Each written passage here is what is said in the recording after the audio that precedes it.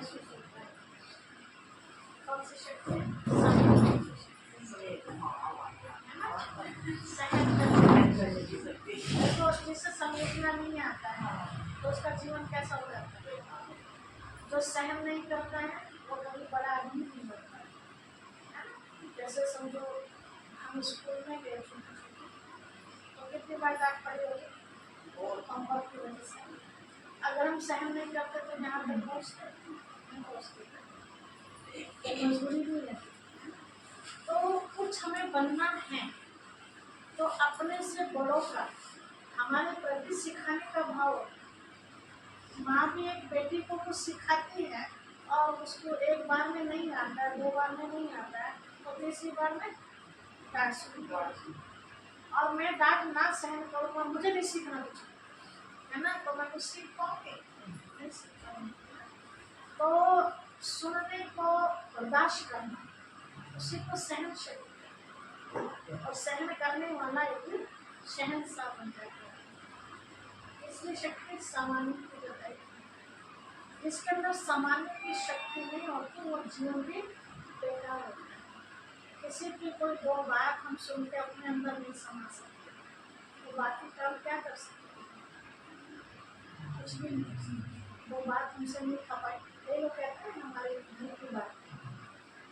हमारे सामने तो बहुत सारी बातें आती है परिवार की, तो वह समाधान पूछते हैं।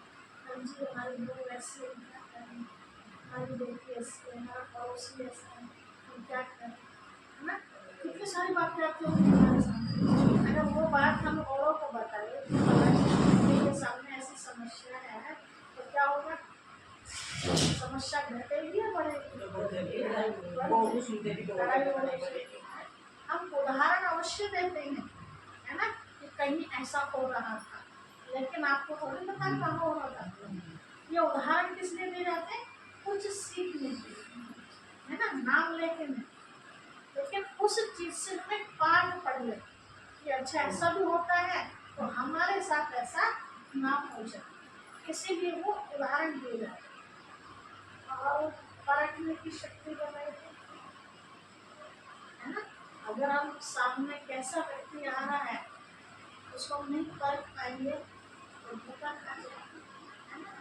तो परखने की शक्ति है तो फिर निर्णय हम परख तो लिया कि व्यक्ति कैसा है, लेकिन निर्णय नहीं ले पा रहे, अगर फैसला नहीं कर पा रहे हमें करना क्या है, तो भी जीवन बेकार है।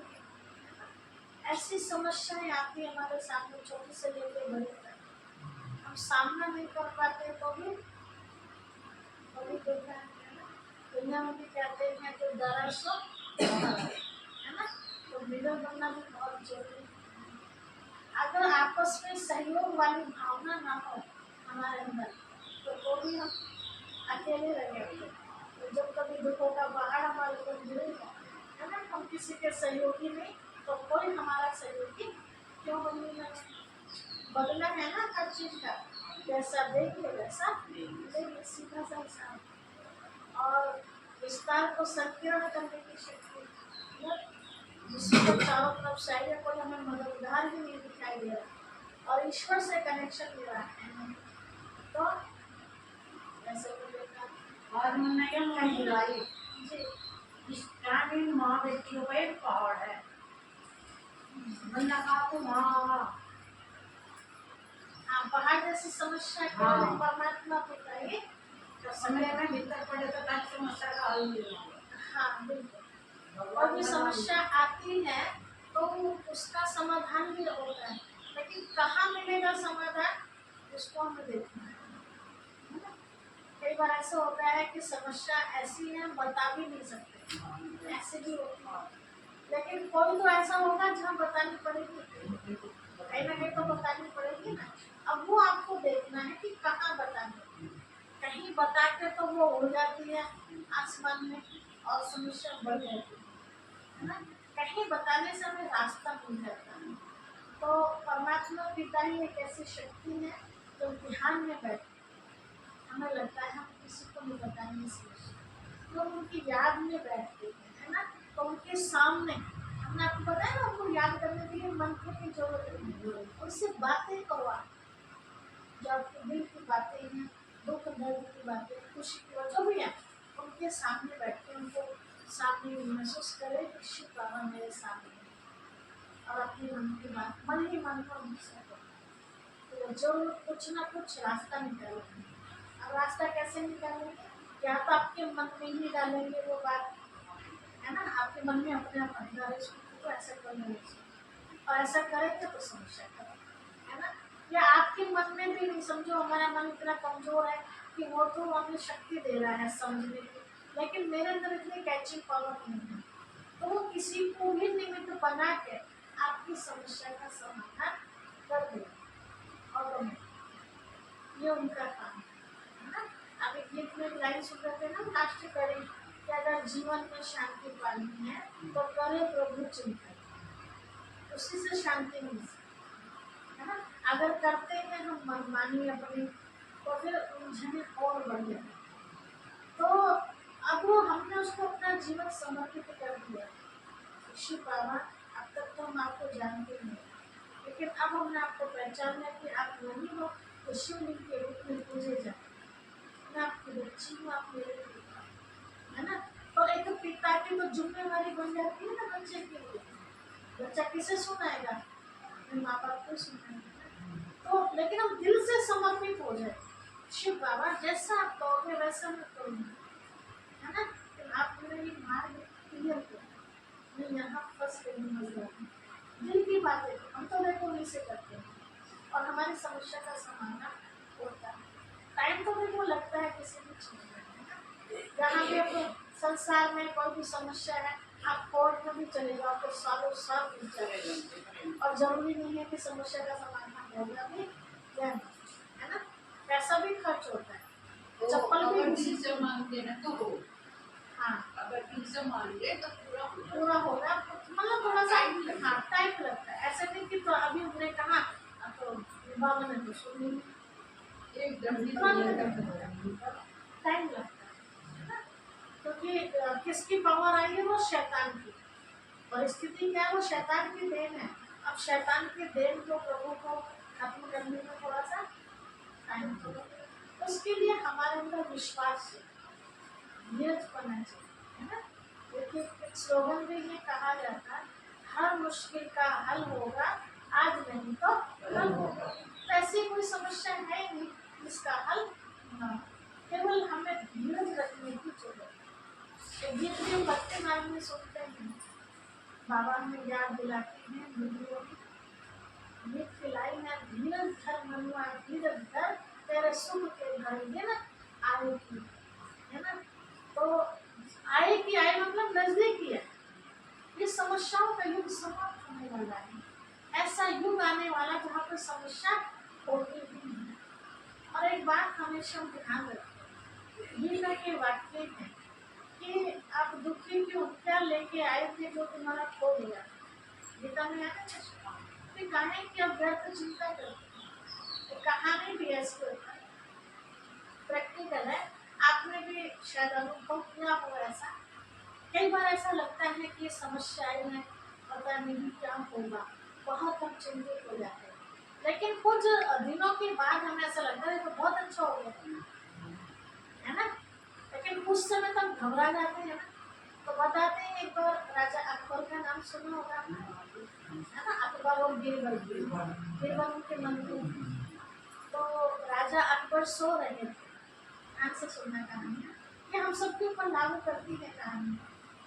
वो सो रहे थे राजा, माता जी आवाज आ रही है क्या? सुना सुनना है तो मैं देखिए प्यार से बताओ क्या कहा मैंने? राधे नहीं राजा, खूबसूरत के लोग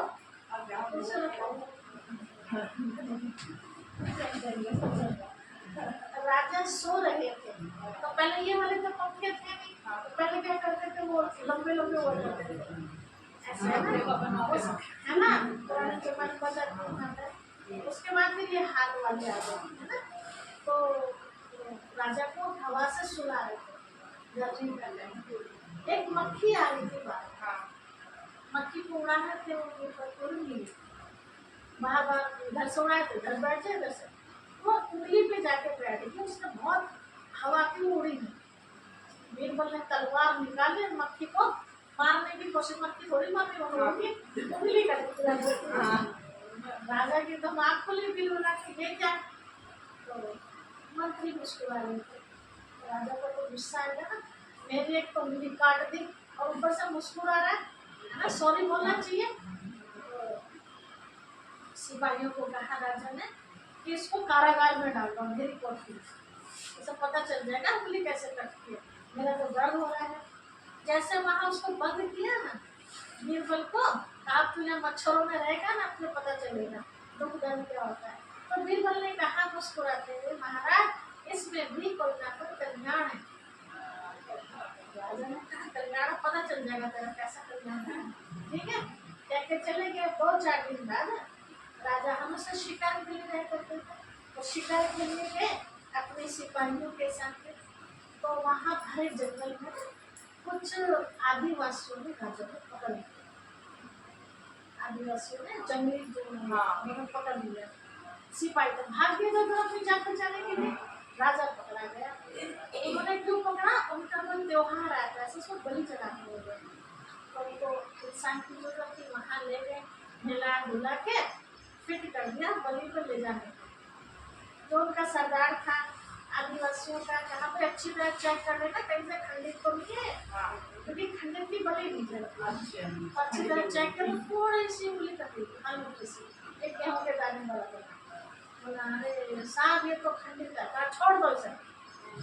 छोड़ दिया, अपने वही कपड़े उपड़े पहन के बेचारा भटकता भटकता अपने राज्य में आ गया। अब उसे याद आया कि जब मेरी उंगली कटी थी तो बीरबल मुस्कुरा रहा था, मैंने गुस्से में आकर उसे कारागार में डाल दिया। तो बीरबल ने कहा था महाराज इसमें भी कहीं ना कहीं कल्याण है। तो उसका कल्याण कैसे, मेरा उंगली कटी, चलो मेरा तो कल्याण हो गया, अगर मेरी उंगली ना कटी होती तब में सारे कट जाते, तो मेरा तो कल्याण, पर उसका कल्याण कैसे हुआ, ऐसे सोचता हुआ सीधा उसे के पास पहुंचा।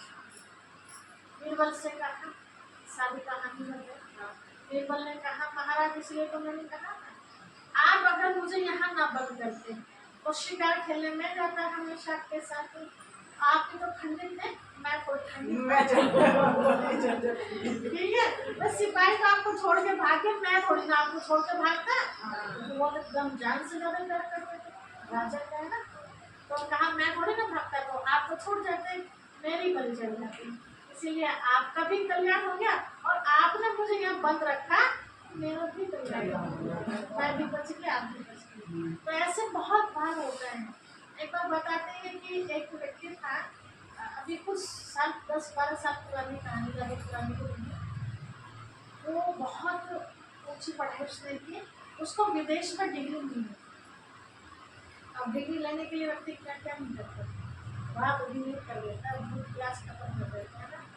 वो दिन उसका आया, बेचारा जा रहा था, एरोड्रम पहुँचने से पहले गाड़ी में गड़बड़, अब उसको बहुत कोशिश करी, बेचारा एरोप्लेन उड़ गया उसका। बड़ा गुस्सा आया उसको, बचपन से बहुत दुखी हो रहा है, क्या करना। वापस आया, अपने आप के दुखी परिवार वालों ने भी कहा कोई बात नहीं, भगवान आगे चांस देगा। अब कहाँ चांस देगा, भगवान वाला कुछ नहीं है। तो गुस्सा आया उसको, बहुत के सब है, तो खाना वाना कुछ नहीं खा, सो गया। सोने के बाद जब सवेरे उठा तो अपने कई परिवारों में पेपर आता है, हाँ जी, है ना, तो जिस कमरे में सो रहा था बाहर था, अखबार लाकर उसकी टेबल पर छोड़ दिया।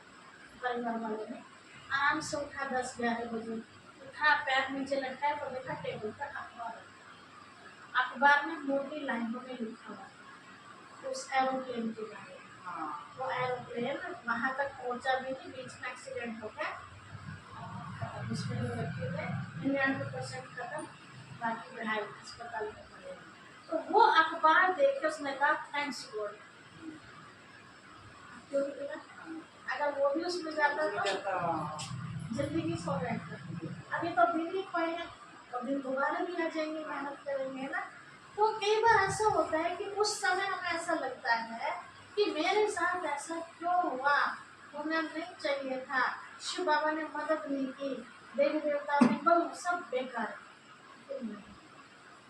है ना। उसके पीछे भी कोई ना कोई राज है, जो हमारे हम जो करना चाह रहे थे अच्छा, वो अच्छा नहीं हो पाया है, तो कुछ न कुछ पिछले जन्म का हिसाब होता है।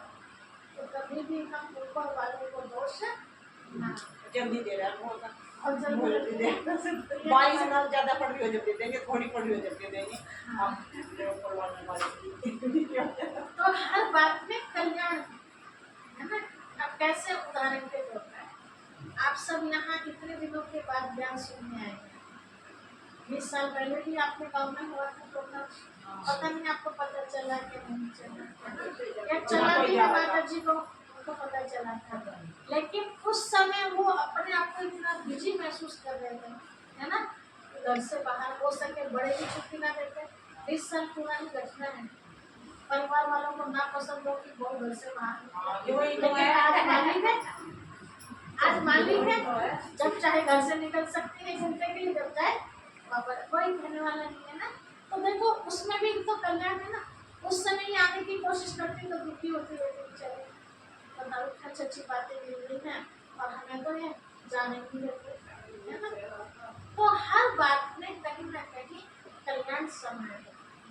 तो जो समस्या आई है आपके पास, तो उसमें भी अभी आपको लग रहा है उलझन है, हो सकता है इसके पीछे बहुत बड़ा कल्याण छिपा है, बाद में पता चलेगा। इसीलिए एक दुनिया में गाना है भगवान के लिए, तेरे कांटों से भी प्यार तेरे फूलों से भी, जो भी देना हो सरकार जो भी, हम तो छोड़ने वाले हैं ऐसों से दिल से। कितने भी समस्याएं आ जाए, शैतान कितना भी, अब देखो आप भक्ति मार्ग में पहला आपको दिखाते हैं बचपन से लेकर जब तक हिरण्यकश्यप नहीं मारा तब तक कितनी समस्याओं का सामना, लेकिन उन्होंने हिम्मत हारी नहीं, हारी। हिरण्यकश्यप ने पूरा 20 नाखूनों का जोड़ लगा लिया कि कैसे भी नारायण से अलग हो जाए, मुझे भगवान मान लेंगे, लेकिन नहीं। आखिर में इतिहास में नाम करके चले गए, है ना। सब कहते हैं प्रहलाद जैसा पुत्र होना चाहिए, श्रवण जैसा पुत्र होना चाहिए, है ना, राम जैसा पति होना चाहिए, कृष्ण जैसा बच्चा होना चाहिए, तो वे ऐसे बन गए। आज जो भी बड़े पौधे पर पहुंचे, उन्होंने कितनी समस्याओं का सामना किया होगा, है ना, ऐसे थोड़ी ना बन गए। तो हमें भी कुछ बनना है, और हम सोचे बिना करे बस भगवान आशीर्वाद देते और मैं बन जाऊं, ऐसा हो सकता है? कुछ पाने के लिए कुछ अमृत सहन या कुछ कठिन परिश्रम करना है। देखिए बिना करे तो पेट भी नहीं करना, खाली आपके सामने आ जाए, मुंह में भी कोई टुकड़ा दे दे, चबाना तो सटकना तो आपको पड़ेगा, अभी पेट भी होगा। तो यहाँ शिव बाबा में सिखाते हैं कि बच्चे मैं तुम्हें सिर्फ इतना भी तो बताता हूँ कि व्यर्थ से बुद्धि को हटाए एक मेरे में लगे। जब तक हमारे पास परिचय नहीं था तो वो याद करना मुश्किल था, लेकिन अब परिचय मिल गया तो याद करना आसान है। आप ऊपर देख रहे हैं एक बच्चा है और उनके पिता, शारीरिक शरीर वाला बच्चा, शारीरिक पिता, ठीक है, दोनों सेम है, जैसा बच्चा वैसा उसका पिता। आगे वो भाई जी समझा रहे हैं ठीक इसी तरह जैसे आत्मा ज्योति स्वरूप है, ऐसे आत्मा का पिता भी ज्योति स्वरूप है ना। जैसे यहाँ गाय का बच्चा गाय जैसा, भैंस का बच्चा भैंस जैसा, तो ऐसे ही परमात्मा का बच्चा आत्मा परमात्मा जैसी। तो उनको याद करने के लिए हमें कहीं से वास्तव में बुद्धि को हटाने की जरूरत भी नहीं। सही देखा, एक जगह आप जुड़े तो पीछे से हट जाते हैं। जैसे छोटा सा मासूम बच्चा होता है, पहले किसे चिपकता रहता मांस, है ना। जैसे थोड़ा सा उसे कोई कितना भी लेने की कोशिश करेगा तुरंत अपनी माँ के कंधे पे लग जाएगा। थोड़ा सा बड़ा होता है बच्चा, उसे अपने जैसे छोटे छोटे बच्चे दिखाई देते हैं, तो बच्चे उधर भागता है खेलता है, माँ कितना बुलाती है आजा बेटा, ये दूध पी ले, ये कर ले, वो कर ले, वो कहता आ रहा हूँ आ रहा हूँ। मन कहाँ लग गया? अपने दोस्तों में, है ना। थोड़ा सा वहां से ऑटोमेटिक हट गया, हटाना नहीं पड़ा ना, उधर लगा तो उधर कम हो गया। थोड़ा सा बड़ा हुआ बच्चा स्कूल जाने लगा, अब उसका ध्यान कहाँ पहुंच गया? स्कूल में पढ़ाई, है ना। टाइम हो जाएगा, बच्चा चिल्लाना शुरू कर देगा, खाना नहीं बना छोड़ के चला जाएगा, क्योंकि कहाँ लगन लगती? पढ़ाई। और बड़ा हुआ उसका ध्यान और ऊंची पढ़ाई, डिग्री मिल रही है, छोटी छोटी बातों में उसका ध्यान नहीं जाता है ना। बड़ा हुआ, शादी हो गई, अब ध्यान किधर गया? पत्नी की तरफ। फिर पढ़ाई क्या है, फिर माँ बाप क्या है, ध्यान जाता है। और बड़ा हुआ, बच्चे हो गए, अब ध्यान किधर चला गया? पत्नी भी नहीं थी, प्यारे बच्चे हो गए, है ना। फिर और बड़ा हुआ, जूनी हो गया, बढ़ गई, फिर ना बच्चे अच्छे लगते ना पत्नी अच्छी, काम काम काम, है ना। देखते भी होंगे आप, खाना भी कल खा लूंगा, पहले वहाँ ट्रैक्टर भेजना है, ये करना है, वो करना है, काम अच्छा लगता है।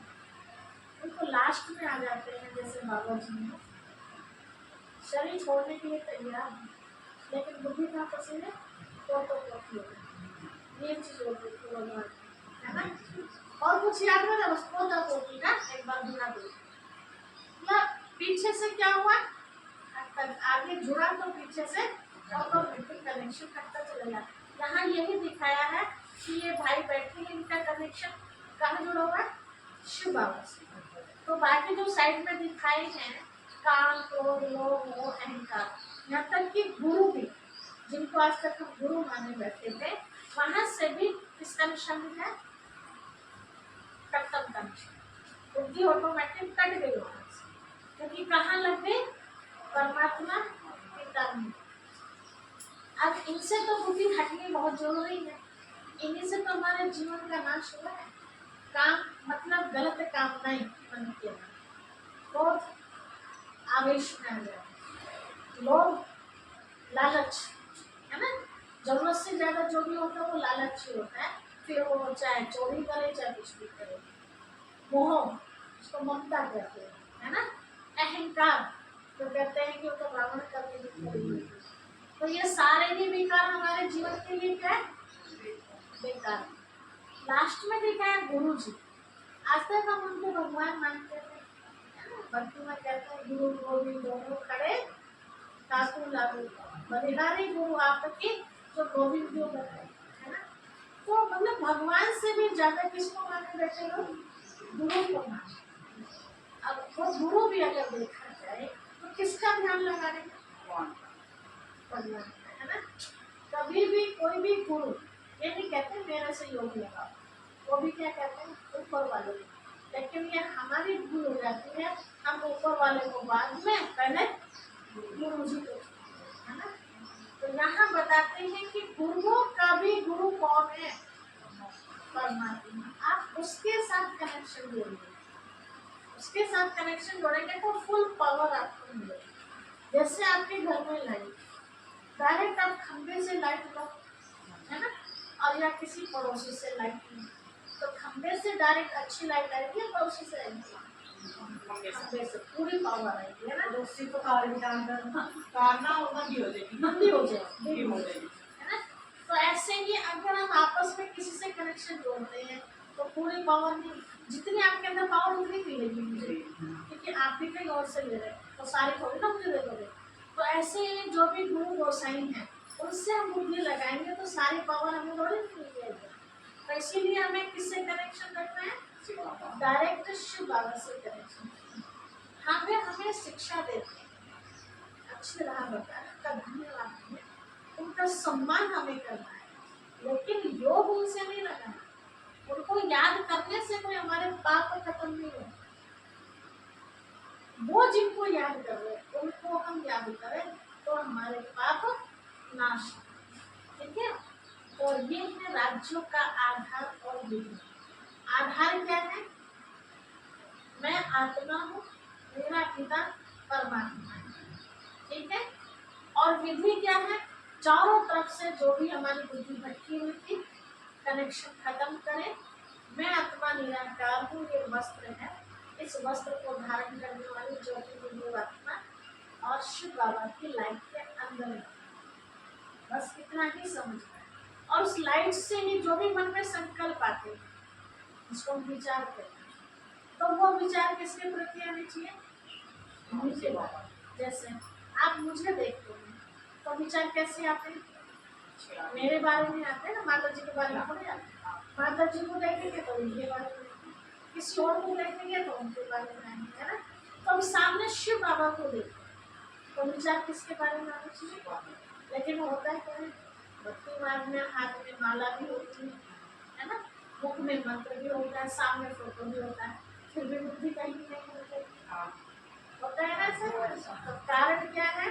यही कारण है, जैसे पहले भी मैंने आपको बताया कि एक कमजोर व्यक्ति को आप एकाग्र होने के लिए कहें तो नहीं होता, और हस्तपुष्ट व्यक्ति आराम से एकाग्र हो जाता है, एक टिक खड़ा हो जाता है। ऐसे मन हमारा बिल्कुल कैसा हो गया?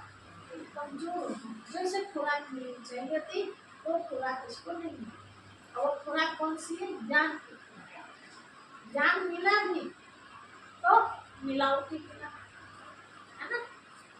बहुत सारे शास्त्र हमने पढ़े सुने, लेकिन रियल ज्ञान तो नहीं मिला ना। इसीलिए जब रियल खुराक नहीं मिलती तो ताकत आती है। जैसे आज के टाइम और पहले के टाइम, पहले प्योर देसी घी मिला करता था, प्योर दूध मिलता था, प्योर अनाज मिलता था, सब्जी। आज हर चीज में खाद है, दवाइयाँ हैं हर चीज में, तो प्योर नहीं मिल रहा ना, तो ताकत भी नहीं। देखने में मोटे ताजे दिखाई देते हैं, लेकिन अगर एक धक्का मारो तो पतले दुबले फिर भी ठीक रहते हैं, है ना। आज के टाइम की स्थिति है। हाँ, तो ताकत नहीं रहती। कैल्शियम भी सबसे बड़ी बात है, कैल्शियम भी है, कैल्शियम तो बहुत सारी चीजों की कमी, लेकिन हमें भी बहुत सारी दिखती है, और थोड़ी देर में देखो तो थक जाती है। ताकत नहीं है शरीर में, है ना, क्योंकि ताकत की चीज है। ऐसे हमने जो पृथ्वी को मन को पूरा कर दी तो, लेकिन उन बातों में ताकत नहीं है जो पहले दिन हमने आपको उदाहरण दिया था कि खीर भी और खीर को, है ना। तो क्या खाया आपका हमने? खीर ही खाई है ना। खीर तो अब ओरिजिनल, खीर मतलब ओरिजिनल ज्ञान, वो तो हमें अब मिला। इतना सब हमने सत्संग किया, कभी पता था कि मैं आत्मा हूँ, आत्मा कैसी होती है, मैं कहाँ से आई हूँ, और मेरा जाने का भी टाइम आते हैं। जाने का टाइम आ गया तो मुझे तैयारियां क्या करनी है, किसी ने बताया? किसी ने नहीं बताया। तो अब सारी बातों का हमें ज्ञान है ना। हमें ये नहीं पता कि हम अभी संसार सृष्टि रूपी नाटक में 5 दिन पाठ बजाएंगे, 50 दिन पाठ बजाएंगे, या 500 दिन बजाएंगे, पता है किसी को? नहीं पता ना। हो सके 5 सेकंड के बाद ही हम शांत हो जाए, कुछ नहीं पता। तो इसलिए हमें क्या रहना चाहिए? हमेशा तैयार रहना चाहिए। जब सीटी बजे तब हाँ जी चलो जी। अब जिसकी तैयारी नहीं होगी तो उसका क्या होगा? अगले जन्म में खाली है ना। जैसे कहीं सफर पे हम निकलते हैं, किसी के तो बैग बैगेज सब तैयार है, उसमें खाना भी है, ये वो सब है ना। पता है ट्रेन का टाइम कितने बजे का है, हमने 4 दिन पहले से कुछ भूलना चाहिए, है ना। हम लोग माउंट आबू जाते हैं 8-10 दिन के लिए, तो एक सुई तक भी रखते हैं, कैसे उधर जाए, है ना। किससे मांगते फिरेंगे? सोचने वाली बात है ना। भोजन रखते उसमें नमक भी रखते हैं, तो भोजन बाई चांस होता है ट्रेन लेट हो जाती है, पहुँचना में कल दोपहर को है, पहुँच रहे परसों दोपहर को, अब भोजन जो लेके गए वो तो खराब हो गया, है ना। तो फल लेके कम से कम नमक छिड़क के उसको खा ले, खीरा ककड़ी आके कुछ भी लेके, मतलब एक एक चीज को याद कर करके 4 दिन पहले से ही रखना शुरू कर देते हैं, कुछ रहना चाहिए, और इसलिए आराम से सफर हो जाता है। और जब उसी समय रखेंगे, ट्रेन हॉर्न दे रही है और जब यूरोप इतनी सारी चीजें भूल जाएंगे, तो दिक्कत किस आएगी? ऐसे ही तो इस जन्म में अगले जन्म के बारे में सोच के चलते हैं तो वो कभी मार नहीं। जो कहते हैं अरे अगला जन्म किसने देखा, खाओ पियो मौज करो, तो अगला जन्म उनका कैसे होता है? देखा फुटपाथ पर जन्म लेते हैं, है ना। ऐसे घर में जन्म लेते हैं कि दूध मांगने से भी नहीं होता है, हाथ फैलाने से भी नहीं मिलता। फिर उस जन्म में फिर नया कुछ मिला, उस जन्म में तो अपने खाने पीने में लगे रहेंगे बेचारे। बिल्कुल उतना ही बांध के खाया ना तो बस और कुछ नहीं, इतनी बुद्धि भी काम नहीं करती ऐसी बात होगी तो बेचारे। देखिए बताते हैं एक बार कि एक राजा था। राजा ने पूछा अपने मंत्री से कि आप दुनिया में मुझे ऐसे 2 तरह के प्राणी लेके आओ। एक प्राणी ऐसा ढूंढ कर लाओ जो 3 जन्मों से पेट भरा, एक ऐसा प्राणी ढूंढ के लाओ जो 3 जन्मों से भूखा था। एक पेट भरा और एक भूखा, 3 जन्मों से। ठीक है, मंत्री निकल गया, टाइम तो चाहिए ना, तो बोला 3 दिन का टाइम दीजिए। निकल गए ढूंढने के लिए। देखा तो कोई एक व्यक्ति भारी धूप बिल बिलारी आग बरस रही है, उसको घास काट, पसीने में हालत खराब, खाने पीने को कुछ नहीं मिलता। उससे पूछा, अरे भाई ऐसी कौन सी मुसीबत आ पड़ी तुम्हारे पे, तो इतनी भारी गर्मी में तुम इस हालत में घास काट रहे हो, क्या करोगे इस घास का?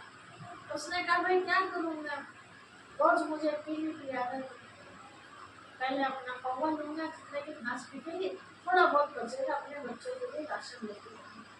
तो अच्छा कल क्या करोगे? कहा मैं यही काम करता। तो कहा ठीक है, तुम्हें महाराज ने बुलाया, उसे पकड़ के राजा के पास और वहाँ बैठा दिया। दूसरा व्यक्ति ढूंढ के लाया। वो उस व्यक्ति को कैसा था, बहुत बड़ा घर है उसका और दरवाजे पर दानी बैठे हैं, लेने वालों की लाइन लगी पड़ी। अब राजा कब तक बैठेगा, एक लिमिट होती है बैठने की। राजा थक गए, किसी और को बैठा दिया कि जो भी है कोई भी खाली हाथ ना करे। पूछा है यहाँ का मालिक कौन है? बोला फलाने से। बोला उनसे पूछा ये क्या कर रहे हो? कहा मुझे भगवान ने इतना दिया है, मैं क्या करूँगा इसका, भगवान ने मुझे दिया है, मैं औरों को दूंगा, मेरे पास कमी नहीं है, चाहे 7 पीढ़ी तक बढ़ता रहे हमारा। कहा तुम्हें महाराज ने बोला, दोनों को महाराज के सामने पेश किया। महाराज ये 3 जन्मों का भूखा व्यक्ति है, ये 3 जन्मों का पेट भरा व्यक्ति है। बोला कैसे? कहानी बताई दोनों की कि ये इस जन्म में घास काट रहा है, बिल बिला रहा है, दुखी हो रहा है। तो क्यों है? क्योंकि पिछले जन्म में इसने कोई दान पुण्य नहीं करा, तो इस जन्म के लिए कुछ कमाया नहीं। अब भी ये उतना करता है, उतना खाता खत्म, आगे के लिए दान नहीं कर रहा है। तो पिछले जन्म में भी भूखा था ये, आज भी और अगले जन्म में भी ये है ना। ये पेट भरा व्यक्ति है, पिछले जन्म में इसने इतना दान पुण्य करा कि इसने इस जन्म के सारे भंडारे भरपूर कर लिए, कोई कमी नहीं है, और अगले जन्म के लिए अब करना होगा, है ना। तो पीछे भी सुखी था, आज भी सुखी है, और आने वाले जन्म में भी बहुत सुखी रहेगा। तो ये बड़े गहरे राज है कि हम जो भी कर्म करते हैं, कुछ हम पिछला भुगतते हैं, कुछ हम आगे के लिए नया खाता बनाते हैं। अब ये कैसे बनाना है हमें नया खाता, तो उसके लिए शिव बाबा बहुत सरल तरीका बताते हैं। ऐसे नहीं है कि धन दान करता है वो भगवान बनता है, नहीं। ज्ञान धन सबसे बड़ा धन माना जाता है। आप बहुत गरीब हैं, है ना, पैसा आपके पास नहीं है, लेकिन दान करना चाहते हैं, तो क्या दान करें? अनाज खुद खरीद के खा रहे हैं, है ना, दान वो भी नहीं दे सकते, है ना। पैसा आपके पास इतना है नहीं कि चलो अनाज तो खेत में नहीं है, तो पैसा दे दूँ, पैसा भी मैं बड़ी मुश्किल से अपने खर्चे के लिए कर रही हूँ, तो फिर क्या दान करूँ? ज्ञान का दान। जो मुझे अकल दी है भगवान ने, मैं उस अकल को बांटू, ठीक है। सबको अच्छी राह पे चलो और दूसरों को भी बुरी राह से बचाने की कोशिश करो। हाँ बिल्कुल। तो अब बताया है क्या दान करना है, तो ज्ञान का दान करना है ना। वैसे बोलते हैं विद्या का दान सबसे बड़ा रहता है। कई बच्चे गरीब होते हैं, उनको फ्री में पढ़ाना, अकल दे रहे हैं ना। हाँ मैं दान तो कर रही हूँ, ठीक है। तो अब मेरे पास स्कूल तो है नहीं कि मैं आपको रोज लड्डू ला के खिलाऊं, है ना, या कोई और पौष्टिक आइटम, लेकिन ज्ञान तो मेरे पास है ना, तो ज्ञान तो मैं आपको दे सकती हूँ ना। तो इसके बदले मुझे क्या मिलेगा? इसके बदले क्या मिलेगा? प्रैक्टिकल में किसी के पास धन बहुत है लेकिन अकल नहीं है, तो धन का भी क्या कर देगा? उसको भी नाश कर देगा, है ना। और धन नहीं है उसके पास लेकिन दिमाग है उसके पास, तो वो कैसे क्या कर सकते? सबसे बड़ा धनवान तो वही है ना। तो इसीलिए भगवान से क्या चीज मांगनी चाहिए? जी, दिमाग है तो उसके सब जगह पूछ है, और दिमाग नहीं है तो कहीं भी पूछ नहीं है ना। तो बताते हैं क्या मांगना चाहिए, इसके ऊपर एक कहानी याद है। बताते हैं कि एक बार एक बेचारी आंखों से दिखता नहीं था माता जी को, बड़े परेशान, तो बहुत भक्ति किया करती, बहुत ज्यादा। भगवान जी खुश हो गए उसकी भक्ति को देखकर। भगवान जी सामने प्रकट हुए, तो इन आंखों से तो भगवान जी दिखते नहीं, दूसरी आंख से दिखते हैं ना। भगवान जी को उसने देखा, बड़ी खुश हो। भगवान जी ने कहा, बच्ची मांगो, क्या मांगना है? तुम्हारी भक्ति से मैं प्रसन्न हो गया हूँ, पर दूंगा मैं एक ही वरदान, ध्यान रखना। बहुत सारे मांगने लगो, ये भी दे दो, ये भी नहीं, एक ही चीज मांगी। यही चीज मांगी, ये तो दे रहेगा। सुन रखिए क्या मांग लिया था बताइए। आंखों से अपने पोते दूध, सोने के कटोरे में दूध भी देख लो। देखो आश्चर्य की बात है कि दुनिया में कितने लालची है लोग। बेचारी का चिंतन चला है ना, सबने भी सुन रखे थे। तो क्या चिंतन चला कि मैं अपनी बहू से जाके पूछूं, उसे क्या चाहिए। बहू से पूछा तो बहू ने पता क्या कहा? मानी कहा, तेरा पोता नहीं है, पोता मांग ले भगवान से, नहीं है। अब माँ को बड़ा आश्चर्य लगा। देखो बेटी ने एक बार मेरी बेटी ने कहा कि माँ तो अपनी आँख की मांग ले, उसे भी क्या चाहिए? अपना बेटा चाहिए, ठीक है। पूत को धन चाहिए, हाँ पूत को धन। अब पूत से पूछा, अरे माँ मेरा बिजनेस बहुत अच्छा चल रहा है, तो माँ, तो मतलब किसी को भी माँ की परवाह नहीं। बेचारी कंफ्यूज हो गई, उसे दिमाग में आया अब क्या मांगना, एक ही था।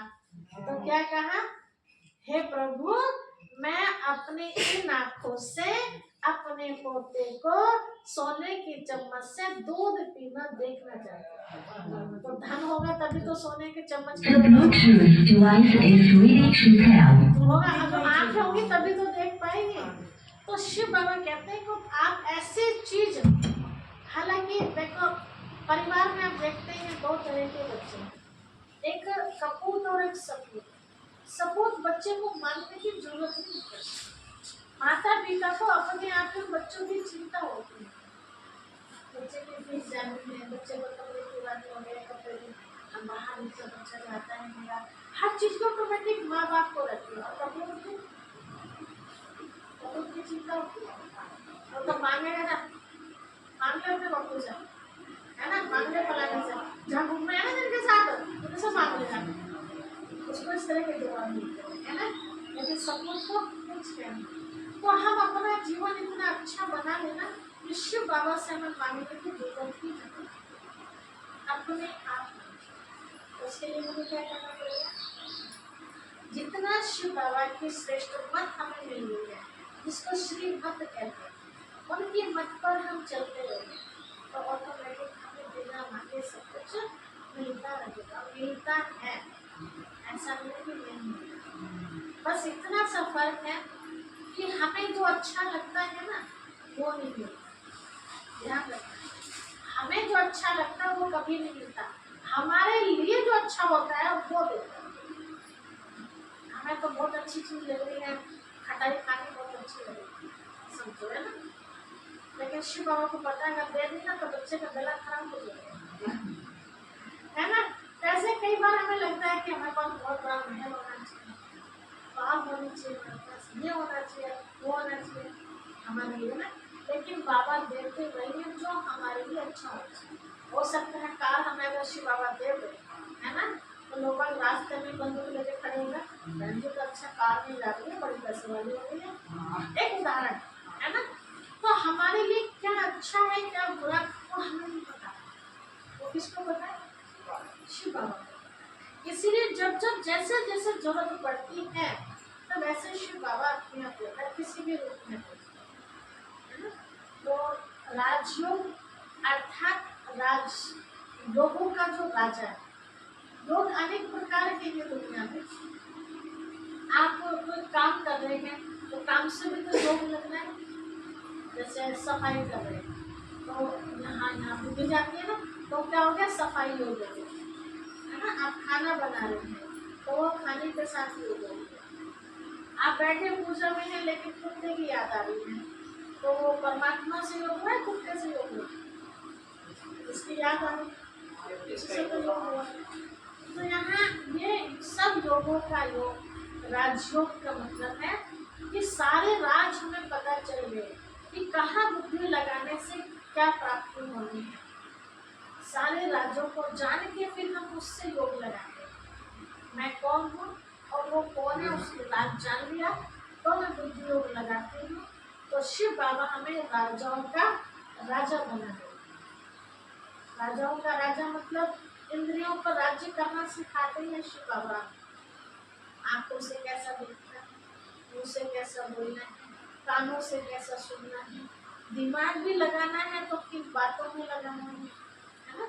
हर चीज सिखा के फिर इनके ऊपर कंट्रोल करना सिखाते हैं। तो जो यहाँ अपने कर्मेंद्रियों पर कंट्रोल कर लेता है तो अगले जन्म में वो राजा बनता है। जो इन इंद्रियों पे कंट्रोल नहीं कर पाते तो वो कैसे राजा बन सकते हैं। ठीक है, अगला चित्र लगाइए। अच्छा, ये इसके साथ जुड़ा हुआ है।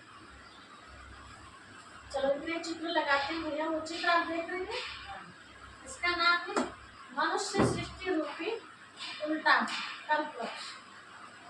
समझाने के लिए तो ये सीधा दिखा है पेड़, लेकिन है ये उल्टा। जैसे आप कोई भी बीज बोते हैं तो नीचे बोते हैं धरती में, पेड़ ऊपर निकलता है, लेकिन ये है उल्टा। इस दुनियावी पेड़ का जो बीज है वो कौन है, शिव बाबा। कहाँ रहते हैं, ऊपर। और ये पेड़ है ना। समझाने के लिए सीधा, लेकिन है उल्टा। कैसे, आप देख